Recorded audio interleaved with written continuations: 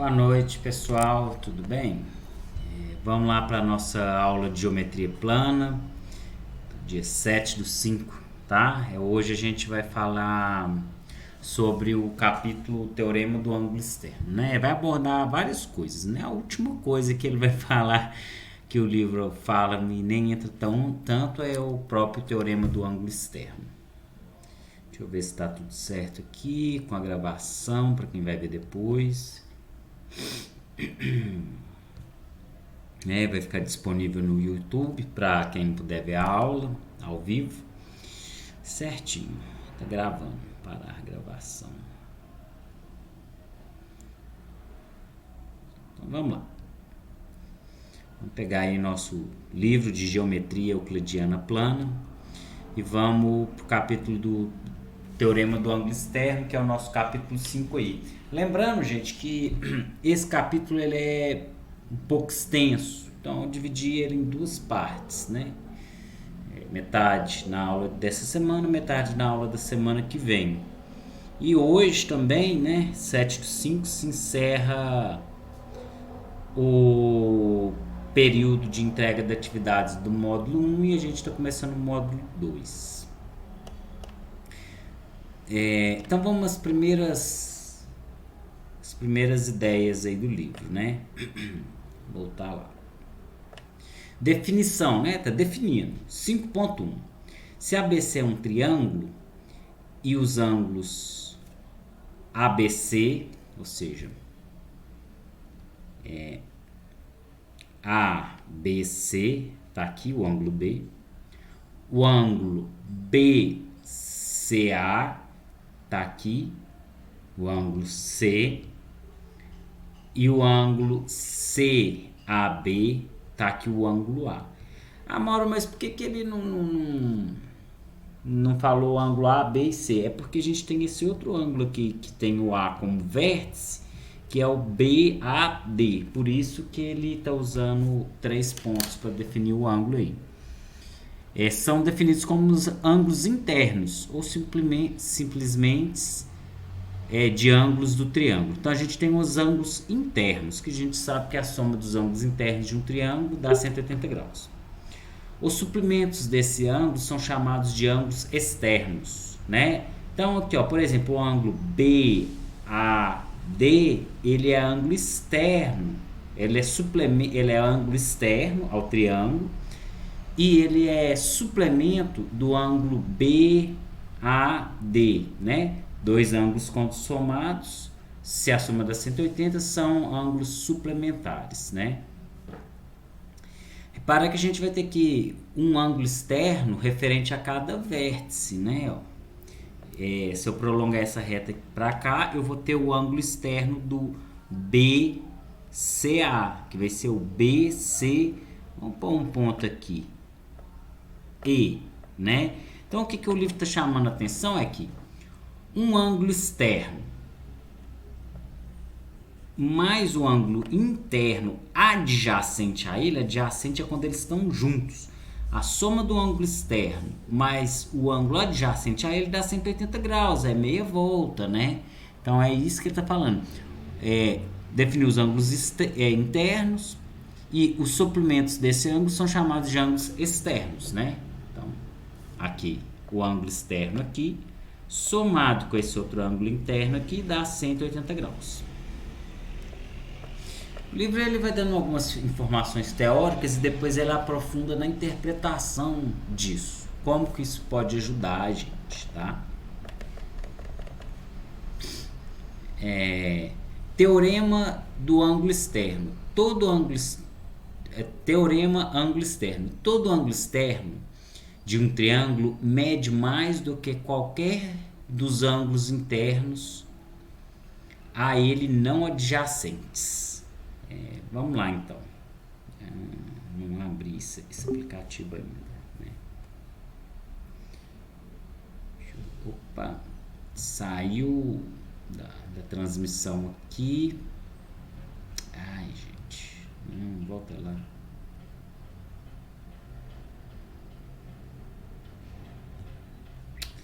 Então, vamos lá, vou voltar para a chamada, porque caso alguém entre, abri o aplicativo errado. Caso alguém entre e consiga acompanhar a aula, né? Às vezes cai a chamada, principalmente quando eu fico sozinho na sala. Aí o Google, né, entende que eu não estou utilizando a chamada, né? Ele entende que a chamada está vazia. Boa noite.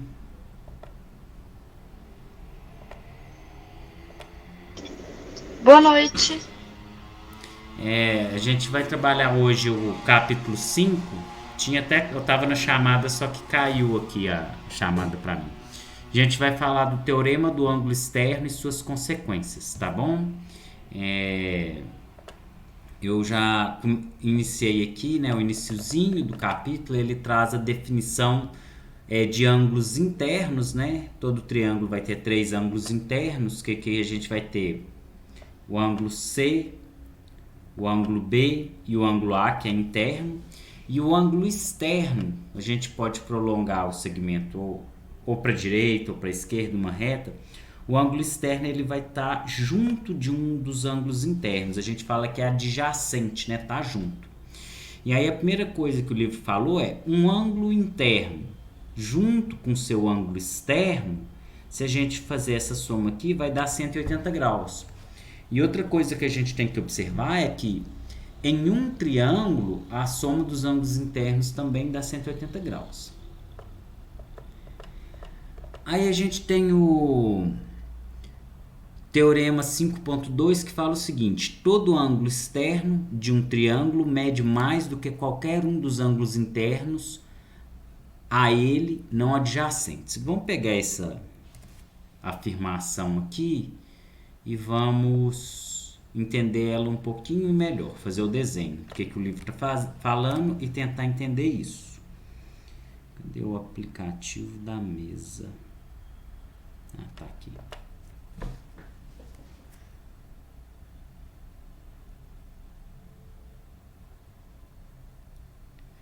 abrindo, né? Eu vou fazer um desenho explicando isso que o livro está falando, que um ângulo interno ele mede mais do que qualquer um dos ângulos, que um ângulo externo mede mais do que qualquer um dos ângulos internos não adjacentes a eles, né? Então tá aqui a nossa afirmação. E aí agora eu vou desenhar um triângulo aqui para a gente entender isso. Linha reta. É verde mesmo, tanto faz. Aqui vamos pegar preto, o nosso lápis. Então, olha, eu vou ter esse ângulo externo aqui, que eu vou chamar ele de θ. Vou chamar esse ângulo interno aqui de alfa, beta e esse aqui de φ. É psi, né? Então a ideia o livro falou que o ângulo externo, no caso aqui o nosso θ, ele mede mais do que os ângulos internos não adjacentes a ele. Não adjacentes são os que não estão encostando nele, os que não estão do lado. Ou seja, o livro está falando que o θ mede mais do que o beta e também mede mais do que o psi, tá? Aí a gente sabe o seguinte,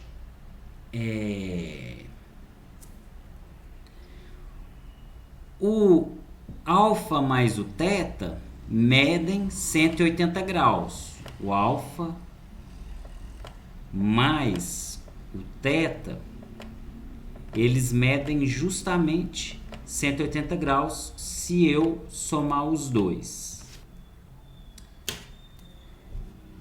E eu vou ter que já na parte interna, o alfa mais o beta mais o psi. Deixa eu voltar. Se eu somar esses 3 ângulos internos, a soma deles também dará 180 graus, tá? Então veja bem, se o nosso ângulo externo aqui, que é o θ, somado com o alfa dá 180 graus, na parte de baixo eu sei que se eu somar os três ângulos internos dão 180 graus. Ou seja, na verdade, o θ ele está fazendo o papel do beta e do psi ao mesmo tempo. Alfa mais θ dá 180 e o alfa mais o beta mais o psi dão 180.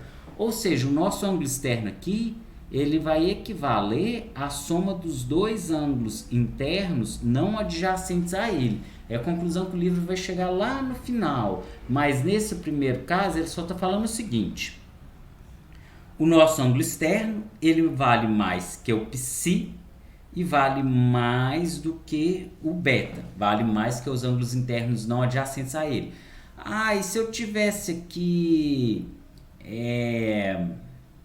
um outro ângulo externo desse lado, vamos dizer aí o sigma, né? Nem sei se desenho o sigma assim não. Então o sigma, por sua vez, ele valeria mais que os ângulos internos que não são adjacentes a eles. Os não adjacentes ao sigma seriam o alfa e o psi. Então o teorema 5.2 é isso. Vamos ver como que o livro explicou isso aqui, nas palavras dele, né?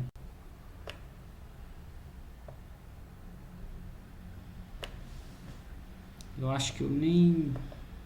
Bom, eu nem vi, porque a demonstração do livro foi bem complexa, então eu tento trazer assim, uma explicação um pouco mais acessível de por que isso acontece. Em alguns casos eu vou fazer a demonstração formal, tá? Proposição 5.3. A soma das medidas de quaisquer dois ângulos internos de um triângulo é menor que 180 graus. Vamos lá. Primeiro que isso é claro, né? Vamos pôr um novo arquivo aqui. Para início de conversa, se eu for fazer um triângulo, a gente sabe que a soma dos ângulos internos dá 180 graus, tá? Então, eu não poderia ter dois ângulos internos que, se eu somasse eles, a soma já daria uns 180 graus, porque senão o terceiro ângulo teria que valer o quê? Zero, né? E aí não formaria um triângulo, né? Essa seria a ideia, né? Por exemplo, era como se eu tivesse assim, a gente precisa de três lados para formar um triângulo. Se a soma de dois ângulos já dá 180, é como se eu tivesse um aqui medindo 90 e o outro de cá também medindo 90, ou seja, eu não ia formar o triângulo, tá? Ou um poderia medir menos que 90 e o outro mais que 90, tipo isso e isso, né? Esse aqui medindo mais que 90 e esse menos, aí não formaria. Então, a princípio a gente já sabe que não pode ter dois ângulos internos que, se eu somar, dá 180 graus, porque senão o terceiro teria que valer zero. Vamos ver como que o livro usou isso aqui para explicar, né? Ele provavelmente usou a proposição anterior, que fala que o ângulo externo vale mais do que os ângulos internos não adjacentes a ele, né? Eu até fiz o desenhozinho aqui quando eu estava preparando a aula. Então, prova, seja o triângulo ABC, né? Seja um triângulo ABC, então aqui a gente vai ter triângulo A, B e o C aqui embaixo, beleza. Vamos mostrar que B mais C é menor que 180 graus. Então ele pegou aqui o B, né? Eu falei que o ângulo vai ser beta e aqui vai ser B mesmo e C. Então ele pegou aqui e quer provar que o ângulo B e o ângulo C, que está aqui, que se eu somar eles é menor que 180 graus. É isso que ele quer mostrar. Tá? E aí ele começou pelo seguinte: a gente sabe que o θ é maior do que o beta, tá? Aqui, ó, porque o θ é externo e o ângulo externo ele é maior do que o ângulo que os ângulos internos não adjacentes a ele. Então, o θ é maior que o beta. E aí, olha a jogada que ele fez. A gente vai ter que o ângulo B, eu vou fazer aqui em cima, que fica melhor, mais o ângulo C, ele tem que ser menor do que o θ mais o C. Mas por que, Mauro? Olha só, aqui o C vai ser igual ao C, então daria igualdade. Só que o θ é maior que o beta. O θ ele é ângulo externo, então ele é maior que o ângulo interno não adjacente a ele. Ou seja, θ mais C é maior do que B mais C. Só que o θ mais C, que são esses dois aqui, ó, se eu somar esses dois ângulos aqui, dá 180 graus. Dá exatamente 180 graus. Então, o que eu acabei de mostrar? Que se eu pegar dois ângulos quaisquer, a soma deles vai ser menor do que um ângulo mais o ângulo externo, que dá 180 graus. Então, a soma de dois ângulos quaisquer fica sendo menor do que 180 graus, tá? Essa é a ideia. Tem dúvidas nessa parte aí, Larissa?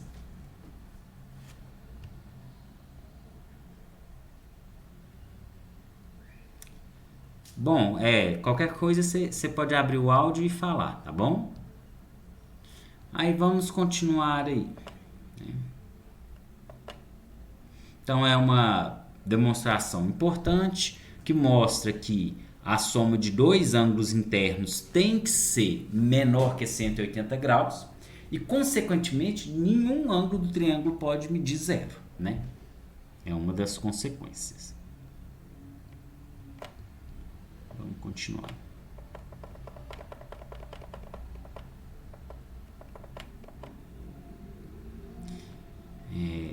Colorado 5.4. 5.4. Todo triângulo possui pelo menos dois ângulos internos agudos. Vamos entender isso aqui melhor. A gente, na geometria, uma parte muito importante se eu li e visualizei bem, ótimo. Se não, vamos fazer as ilustrações necessárias e usar os conhecimentos que a gente já tem sobre o assunto, né? Então, vamos lá.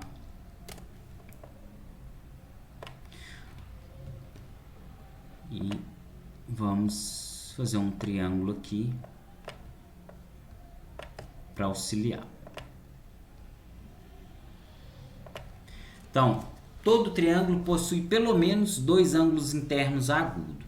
A gente vai partir do princípio que a soma dos ângulos internos dão 180 graus, tá? E aí agora vamos começar. Eu vou pôr aqui alfa, beta e θ. Por exemplo, se o alfa e o θ valessem cada um 90 graus, não poderia ser, né? Porque só o alfa e o θ dariam 180 e o beta teria que valer zero, que não pode.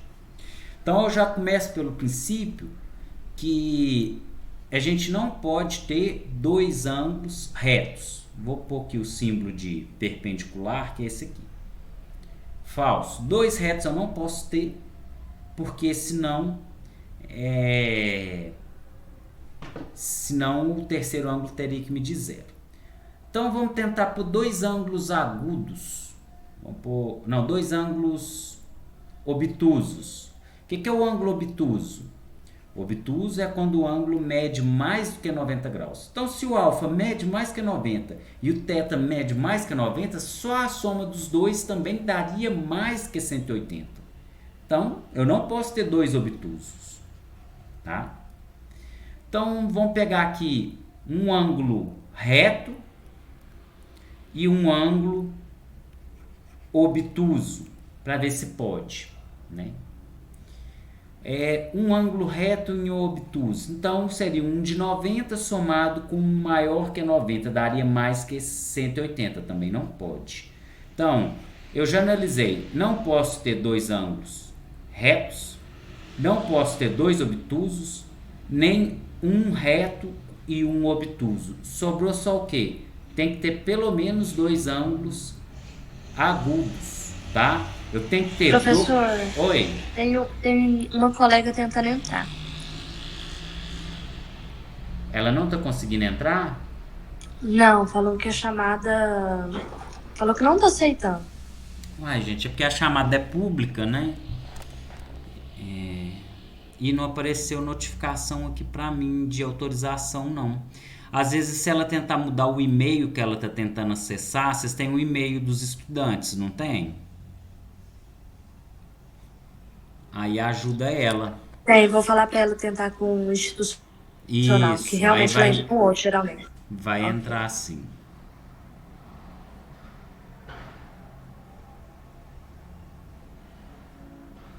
Aí qualquer coisa você me fala, eu vou continuar aqui, tá?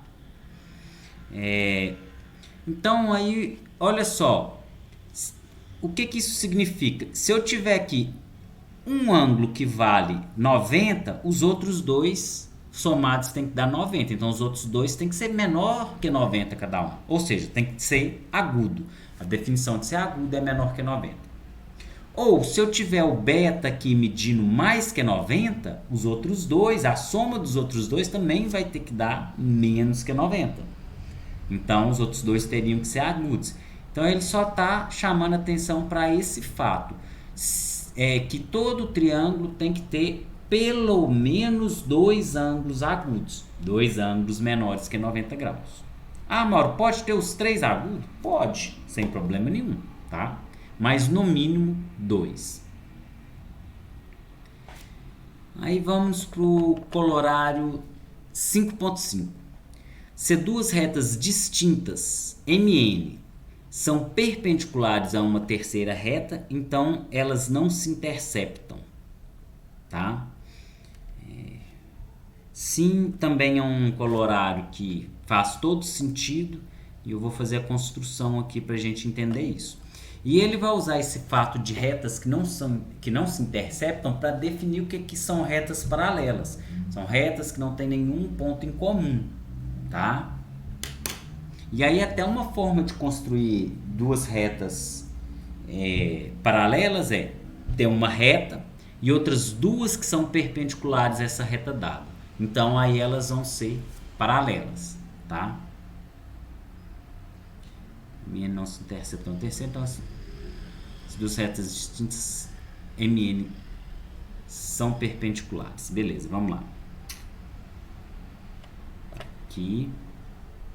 Então vamos fazer um novo aqui. Vamos contrariar o que tá falando aqui para a gente entender melhor. Se duas retas distintas MN são perpendiculares a uma terceira, então MN não se interceptam, né? Vamos fazer o contrário.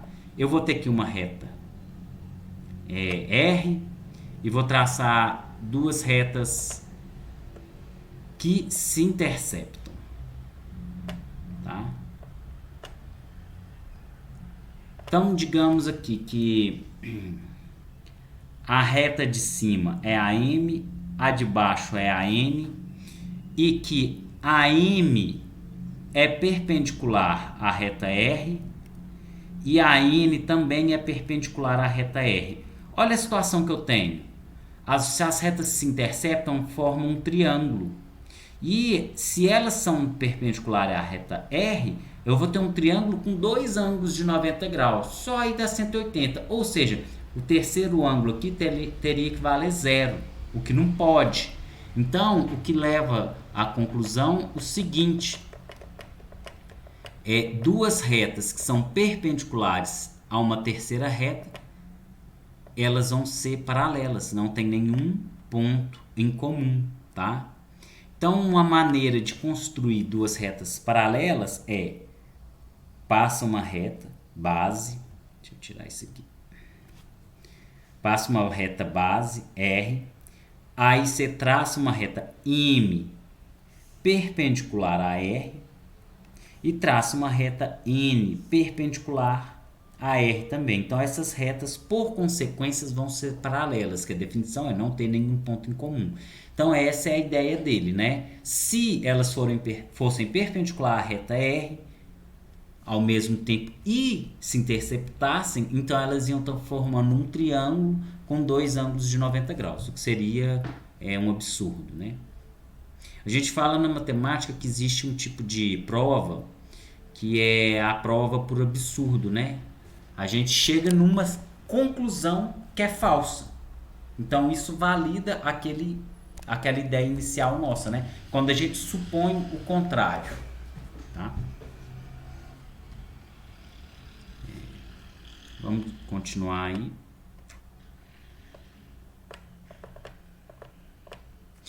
Definição 5.6, né? Duas retas que não se interceptam são ditas paralelas, né? Então ele está dando a definição de paralelismo, né?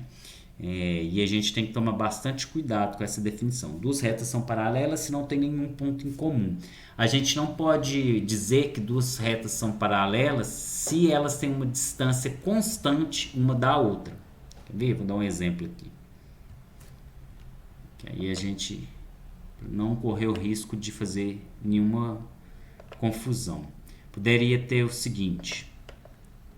Poderia pensar o seguinte. Duas retas são paralelas. Se eu pegar qualquer dois pontos dela, vamos dizer aqui o ponto A,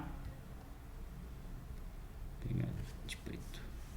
Vamos dizer que eu tenho um ponto A e um ponto B na reta R. E a distância da reta desse ponto A até a reta E, essa distância chega a fazer 90 graus, né? Vai ser a mesma que a distância do ponto B até a reta S. Também chega a fazer 90 graus para medir a distância. Aí a gente poderia pensar assim, se essa distância for sempre a mesma, então elas são paralelas. Aí a gente está esquecendo um caso. E se as retas forem coincidentes? As retas coincidentes, a distância vai ser sempre zero de uma a outra. Mas elas não são paralelas, elas são coincidentes. Então, paralelas é quando não tem nenhum ponto em comum. Coincidentes, no caso, teriam todos.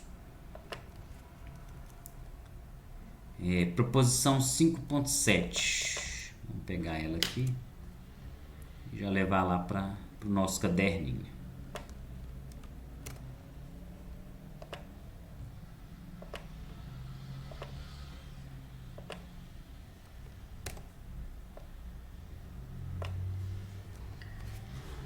Por um ponto fora de uma reta, um ponto e uma reta. Como é que a gente faz para interpretar, Mauro? É difícil. Mais ou menos. Desenha. Ele está falando uma reta, tá aqui. Vamos chamar ela de R, né? Quanto mais a gente ilustrar as situações, mais é clarear a ideia do que o livro está falando. É um conteúdo bem teórico. Vamos chamar um ponto aqui de P. Bom, o ponto está fora da reta. Por um ponto fora de uma reta passa uma e somente uma reta perpendicular à reta dada. Entendi. Ele está falando que se eu tiver um ponto fora da reta, só vai ter como eu passar uma reta que passa por esse ponto e é perpendicular à reta dada. Agora vamos entender o porquê que é só uma. Tá? Vamos pegar aqui.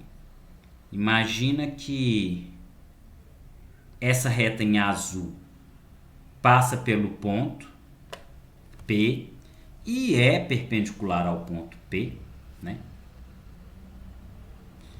E essa outra reta em vermelho também passa pelo ponto P e é perpendicular à reta R. Aí olha a situação, eu fiquei tendo duas retas que passam pelo ponto P e são perpendiculares à reta R, né? Então eu teria um ângulo de 90 graus aqui e também teria outro ângulo de 90 graus aqui. Só que isso não pode. A gente não pode ter um triângulo com dois ângulos internos medindo 90 graus, porque a soma dos três tem que dar 180, exatamente, e dessa maneira o terceiro ângulo teria que medir zero. Então nem teríamos um triângulo, tá? Então o que ele está chamando a atenção é, dado um ponto fora da reta, tá? Dado uma reta e um ponto fora dela, só passamos uma reta perpendicular a essa reta dada, tá? Aí, nesse caso aqui, vai passar só um ponto que passa por P e é perpendicular à reta R, tá? Só um ponto. Eu sei que aí o desenho não está perpendicular, não está certinho, mas é só uma ilustração. Como que a gente trabalha com geometria plana, espacial ou analítica, que sempre que possível, se não tiver muita familiaridade, vamos fazer uma ilustração da situação e depois preocupar em entender. E para o aluno também é muito importante isso, que aí às vezes a gente está cansado da disciplina. Aí a gente já leu o enunciado, na metade do enunciado a gente já sabe o que tem que fazer. Aí a gente tem que ter paciência de ler, faz a ilustração, separa as informações e acrescenta com as informações que a gente já tem, né? Aqui no caso, por exemplo, eu utilizei o fato de que eu não posso ter dois ângulos internos de um triângulo medindo 90 graus. Por isso que vai dar uma reta só.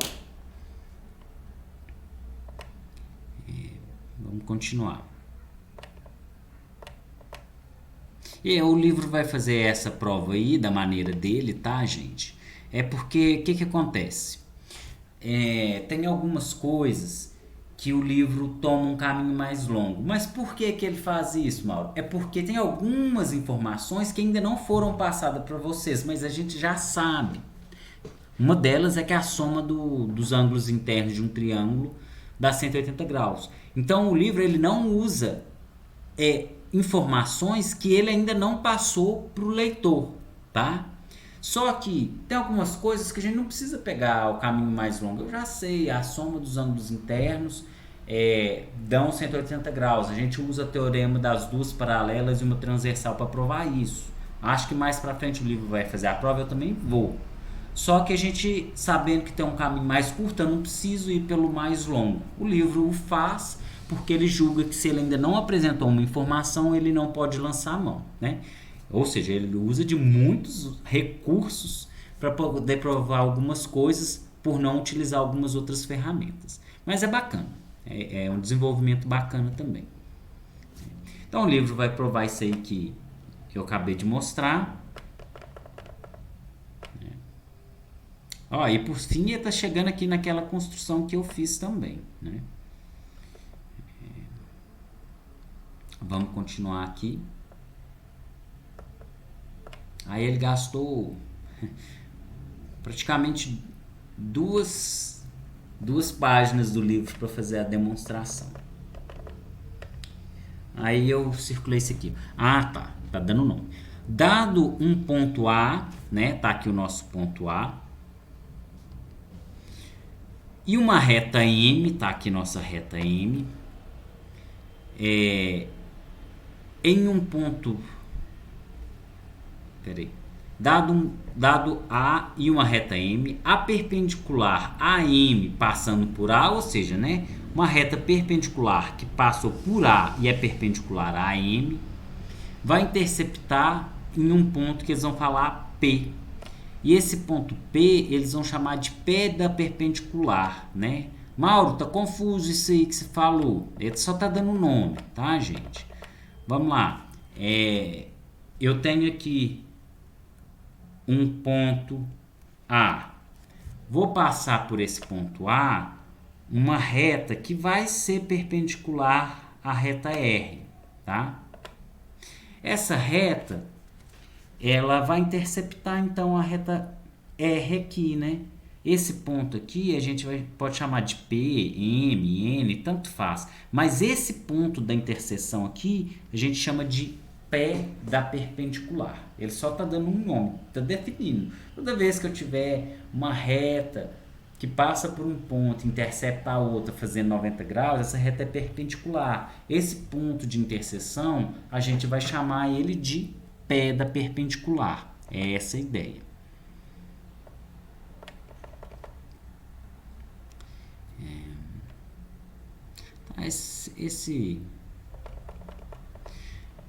Beleza. E ele fala o seguinte, na figura QP, né? QP, esse pedaço aqui, é chamado de projeção do segmento QA sobre a reta M. Projeção, gente, é o seguinte, vamos supor, projeção é eu pegar todos os pontos que compõem esse segmento aqui e trazer ele para essa reta aqui de baixo. Eles vêm fazendo 90 graus, retinho. Então, se eu for projetar isso aqui, os pontos vão cair todos aqui em cima, né? Então, ele está falando que esse pedaço de Q até P é projeção de Q até A lá, tá? É isso. Ah, Mauro, e matematicamente, né? Ah, se eu fizer cosseno desse lado aqui, eu vou fazer a projeção cá para baixo, né? Porque o cosseno manda para o eixo X. Enfim, não vou entrar nessa parte não, que eu vou fugir da geometria plana. Tá? E ele fala que o segmento AP... Deixa eu apagar aqui um pouquinho, que eu sujei muito o desenho. O segmento AP...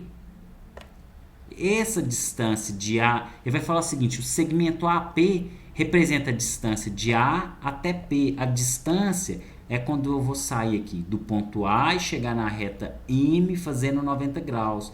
Então ele vai falar, o segmento AP numericamente representa o que a gente chama de distância. Eu vou sair de um ponto e vou em linha reta até chegar no outro e fazendo 90 graus, né?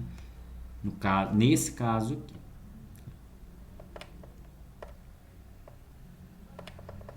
Peraí, acho que eu pulei alguma coisa. Ah, não, pulei não. Beleza. Proposição 5.8. Se dois lados de um triângulo não são congruentes, ou seja, dois lados são diferentes, né? Dois lados são diferentes, não são congruentes, então seus ângulos opostos não são iguais e o maior ângulo é oposto ao maior lado. Tá, então vamos entender. Dois lados não são congruentes, então aqui é 3 e aqui é 4. Tá? Se fosse 4 e 4, o triângulo seria isósceles e se ele tem dois lados iguais, ele teria dois ângulos iguais, ou seja, o A seria igual ao C aqui. Então, se eu tivesse de A até B medindo 4 e de B até C medindo 4, então o ângulo A ia medir o mesmo valor do ângulo C, que é a definição de ser um triângulo isósceles. Dois lados iguais, dois ângulos iguais. Mas como os lados não são iguais, aqui é 3, aqui é 4, então os ângulos não são iguais, tá? Ó. E aí a gente tem a preposição que fala ao maior lado se opõe o maior ângulo. Como assim, Mauro? Ó, se a abertura do ângulo A é maior, então esse segmento de cá vai ter que ser maior. Se a abertura do ângulo A fosse mais fechada, então o ângulo oposto, o lado oposto a ele seria menor, tá? Então, como o 4 é o maior, o ângulo A é o maior.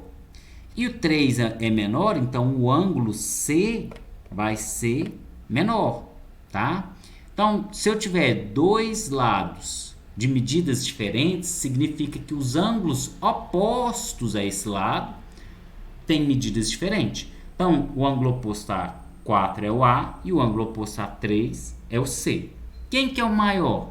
É o ângulo que está oposto ao maior lado, tá? É isso que fala essa proposição 5.8, que é bem importante.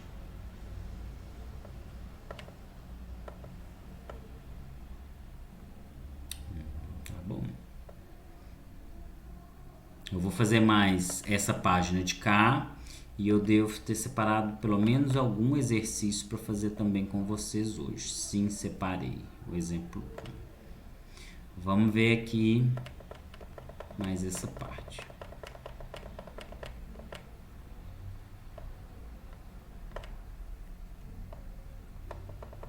Então vamos para a proposição 5.9.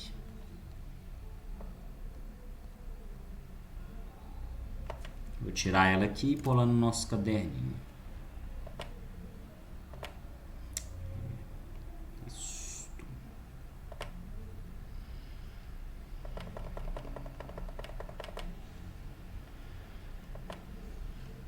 Mais fácil fazer um novo.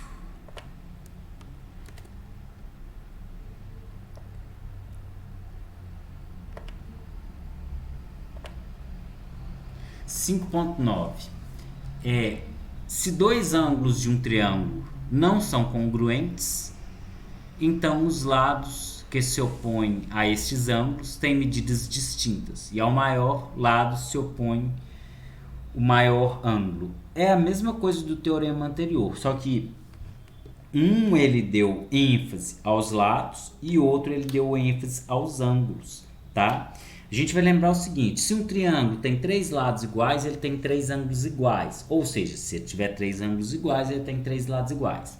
Se um triângulo tem 2 lados iguais, significa que ele tem 2 ângulos iguais. Ou também vale a volta: se tem 2 ângulos iguais, tem 2 lados iguais, tá?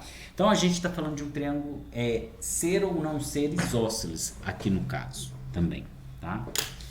Vamos fazer nosso triângulo aí.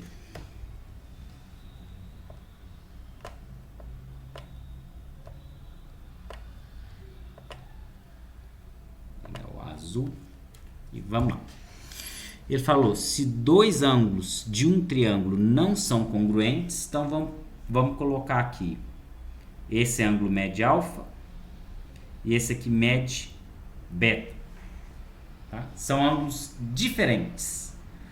O alfa está associado ao ângulo, ao lado oposto a ele, e o beta também, por sua vez, vai estar associado ao lado oposto a ele, tá? Então, se esses dois ângulos da base aí são diferentes, os lados opostos a eles são diferentes. Porque se eles fossem iguais, aí seriam isósceles e os lados seriam iguais. Então, o que está falando assim, se esse triângulo aqui não é isósceles, referente a essa base, então os lados têm que ser diferentes. Que a definição de triângulo isósceles é 2 ângulos iguais e 2 lados iguais, tá? E aí vamos falar, por exemplo, vamos pegar esse aqui. Vamos falar que a medida desse lado é C e a medida desse lado aqui é D.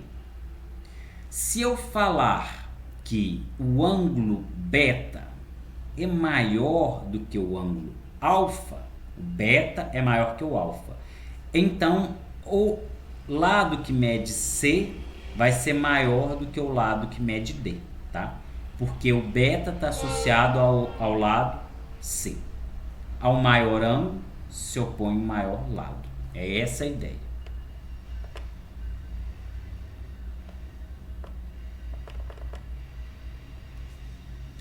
E vamos ver o teorema 5.10. Em todo triângulo, a soma do comprimento de dois lados é maior que o comprimento do terceiro lado. Vamos fazer lá também no nosso caderno. Fica melhor para entender.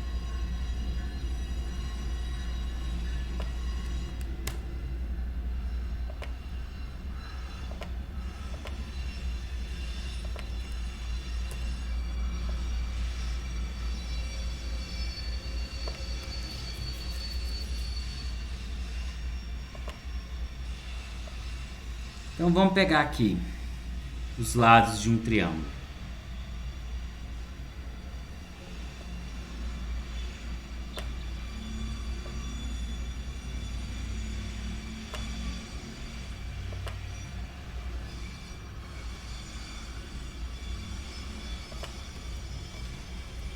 Ele está falando o seguinte: vamos falar que esse lado mede A, B e C. Ele está falando que se eu pegar dois quaisquer lados de um triângulo e somar a medida deles, essa soma tem que ser maior que o terceiro lado. Por quê? Porque senão não fecha o triângulo, não forma, tá?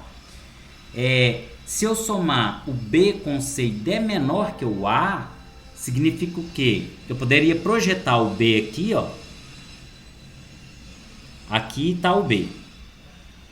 Poderia projetar aqui o C, como se eu pudesse deitar esse lado do triângulo. Aqui está o C. Então significa que o B mais o C é menor do que o terceiro lado, que é o A. Mas aí quando isso acontece, não vai encontrar os lados, então não forma o triângulo, né? Então a gente vai ter o que a gente chama assim de desigualdade triangular. Se eu pegar qualquer dois lados de um triângulo e somar, a medida dessa soma tem que ser maior do que o outro lado. Ou a medida de dois lados de um triângulo, a soma da medida de dois lados de um triângulo é maior do que o maior dos lados. Poderia pensar assim também. Essa é a ideia. E aí aqui eu vou fazer o exemplo 1 que eu marquei aqui para encerrar a aula de hoje. Eu vou fazer o exemplo 1 e aí vai sobrar alguns minutinhos, eu vou usar para editar e postar o vídeo lá para vocês, tá? Exemplo 1.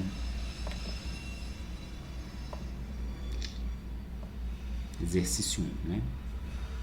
E aí, assim, às vezes eu sempre vou fazer alguns exercícios com vocês de cada sessão, e geralmente os próprios exercícios que eu estou fazendo pode estar em lista, pode estar em prova ou em trabalho, tá?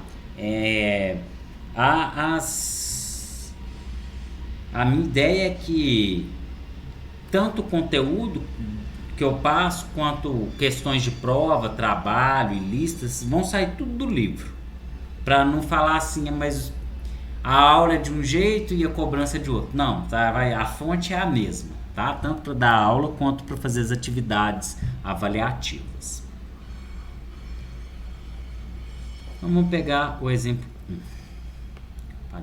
Passei, né? Exercício 1, na verdade, né? Não é um exemplo.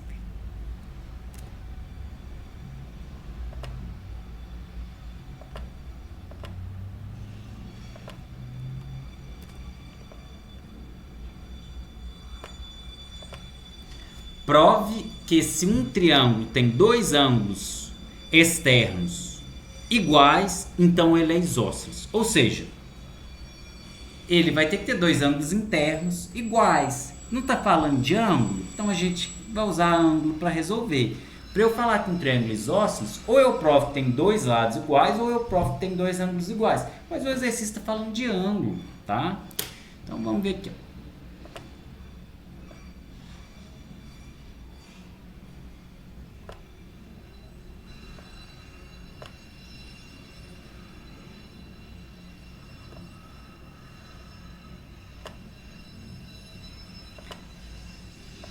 Então vamos falar o seguinte, para facilitar, vamos dar número para esses ângulos, tá? Eu vou falar que esse ângulo externo aqui da esquerda é 1 e o da direita é 2, tá? E aqui dentro eu vou ter ângulo 3, 4 e 5, né? A gente sabe que a soma dos ângulos internos é 180 graus, mas não sei se isso vai ser preciso. Mas falou que os ângulos externos são iguais, né? Se tiver dois ângulos externos iguais, tem dois ângulos internos iguais. E aí, consequentemente, é isósceles.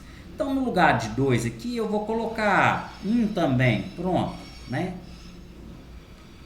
Vou ter 1 também.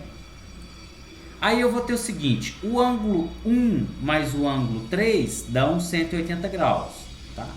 O 1 é o nome, tá, gente? Não é o valor. O ângulo chama 1 e o outro chama 3. Se eu pegar o 1 mais o 3, dá 180 graus. Né? Aqui meia volta, 180 graus. De cá é outro ângulo externo que tem o mesmo valor do de lá. Foi o que deu o enunciado. Então também eu vou ter que o 1 mais o 4 também vale 180 graus. Certo? Beleza. Aí agora vamos pegar o seguinte, já dá para ver que o 3 e o 4 vão ter que ser igual, né? Alguma coisa somada com 1 dá 180, outra coisa somada com 1 também dá 180, então o 3 tem que ser igual ao 4. Mas simplesmente eu poderia isolar. Quem que é o 3? O ângulo 3, ele vai ser igual a 180 graus menos o ângulo 1, né? Ele vem para cá subtraindo. Por outro lado, eu poderia fazer a mesma coisa para achar o ângulo 4, tá? Tá aqui o 4. O 1 passa para lá subtraindo, então eu vou ter que o ângulo 4 vai ser igual a 180 graus menos o ângulo 1, tá? Então o 3 vale O ângulo 3, quanto que ele vale? Ele vale 180 menos 1. O 4, quanto que ele vale? Ele vale 180 menos 1. Opa, mas é igual, ó, 180 menos 1 e 180 menos 1. Então quer dizer que o ângulo 3 e o ângulo 4, eles são iguais. O 3 é igual ao 4. Mas se eu tenho dois ângulos iguais, o triângulo vai ser isósceles, tá? Dois ângulos iguais significam ter dois lados iguais também, e ele é isósceles. Ou seja, esse lado aqui seria igual a esse lado aqui, tá? Essa é a ideia. Tem dúvida, Larissa?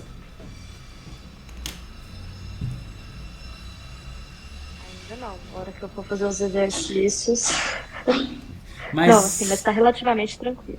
você não preocupa não que os exercícios eles foram selecionados assim de acordo com as explicações e aprofundamento que eu já sabia que eu ia fazer. Tem exercícios difíceis no livro? Tem, bastantes. Alguns de deixar a gente com o cabelo em pé. Mas eu selecionei para ficar compatível ao aprofundamento que eu estou passando para vocês. Eu vou encerrar a aula aí, né? Tá 9 minutinhos antes do horário. E aí eu vou editar o vídeo e postar para vocês. A aula de hoje, o conteúdo é só isso, tá? Boa noite. Qualquer coisa que precisar, pode entrar em contato. Tranquilo, boa noite, obrigada. Por Tchau, tchau. nada.